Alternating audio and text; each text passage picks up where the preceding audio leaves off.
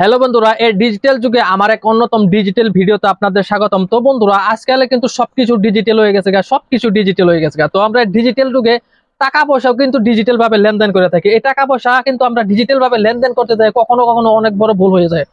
কারো অ্যাকাউন্টে পাঠাইতে গেলে কারো একটা অ্যাকাউন্ট নাম্বার ভুল হয়ে অন্য জায়গায় চলে যায়, কারো ফোনপে পাঠাইতে গিয়ে কারো ফোনপে নাম্বার ভুল হয়ে কারো ফোনপে অন্য এক ফোনপে চলে যায়। তো ভুলে যখন অন্য কারো অ্যাকাউন্টে অন্য কারো ফোনপেতে চলে যায়, ওই টাকাটা কিন্তু ফেরত আনা অনেক কঠিন হয়ে যায়। তো কারো কাছে চাইলে ফেরত দেয় না, হঠাৎ কোনো ভালো মানুষ পাইলে সে হয়তো ফেরত দিতে পারে।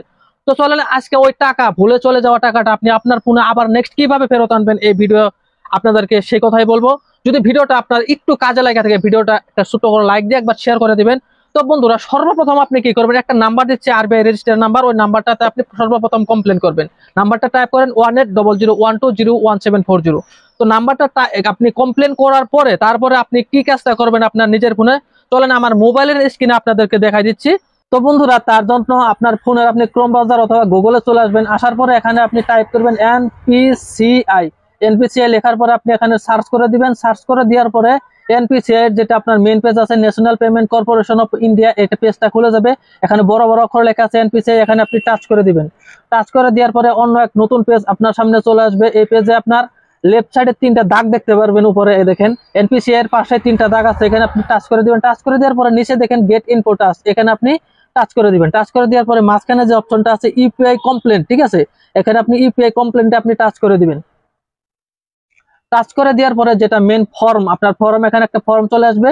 এখানে দেখেন একটা আছে ট্রানজাকশন, একটা আছে নন ট্রানজাকশন। আপনি ট্রানজাকশনে ক্লিক করার পরে আপনার সেই ফর্মটা আপনার সামনে ওপেন হয়ে যাবে। তো এখানে নেচার অফ ট্রানজাকশন, আপনি কিভাবে ট্রানজাকশন করছেন এখানে আপনি সিলেক্ট করবেন। যদি কারো নাম্বারে পাঠিয়ে থাকেন তো পার্সন টু পার্সন মারবেন, আর যদি কোনো অ্যাকাউন্টে পাঠিয়ে থাকেন তাহলে পার্সন টু মার্চেন্ট মারবেন। যেহেতু আমি অ্যাকাউন্ট দিয়ে আপনাদের বুঝিয়ে দিচ্ছি, পার্সন টু মার্চেন্ট এখানে টাচ করে দিলাম। টাচ করে দেওয়ার পরে ইস্যু, ঠিক আছে, আপনার প্রবলেমটা কি, কিভাবে ট্রানজাকশন হয়েছিল। তো আপনার এখানে অনেক ট্রানজাকশনের আপনার রিপোর্ট রয়েছে। ধরেন আপনার কাউরে আপনি টাকা পাঠাচ্ছেন, পেন্ডিং রয়ে গেছে অথবা টাকা কাটা গেছে, তো ট্রানজাকশন পেন্ডিং এখানে একটা আপনি সিলেক্ট করতে পারেন। যদি ফ্রড ভাবে কারো কাছে চলে যায়, ফ্রডল্যান্ড ট্রানজাকশন, এটাতে আপনি ক্লিক করবেন। যদি ভুলবশত কারো কাছে চলে যায় তাহলে কি করবেন, আপনার এখানে দেখেন 3 নম্বর অপশন আছে incorrectly transfer to another account, ঠিক আছে, এখানে আপনি টাচ করে দিবেন। টাচ করে দেওয়ার পরে এখানে আপনি কমেন্টস এখানে লিখবেন কিভাবে কি জন্য আপনার ভুলে টাকাটা চলে গেল, সেটা আপনি টাইপ করবেন। তারপরে এখানে আপনার ট্রানজাকশন আইডিটা টাইপ করবেন। ট্রানজাকশন আইডি টাইপ করার পর আপনার ব্যাংক নেম যে আছে, এখানে আপনার ব্যাংকের নামটা আপনি সিলেক্ট করবেন। সিলেক্ট করার পরে আপনার এখানে রুপি কত টাকা আপনি ট্রানজাকশন করেছিলেন সেই টাকাটা রুপিসের এখানে বসাবেন। আর যদি কোনো পয়সা থাকে 10 পয়সা 20 পয়সা এই রাইট সাইডে দিয়ে দিবেন। তারপরে যে তারিখটা, সেই তারিখটা এখানে বসাই দিবেন। তারিখটা বসাই দেওয়ার পরে আপনার এখানে একটা ইমেল অ্যাড্রেস দিয়ে দিবেন। ইমেল অ্যাড্রেসটা দেওয়ার পরে আপনি সাবমিট করে দিবেন।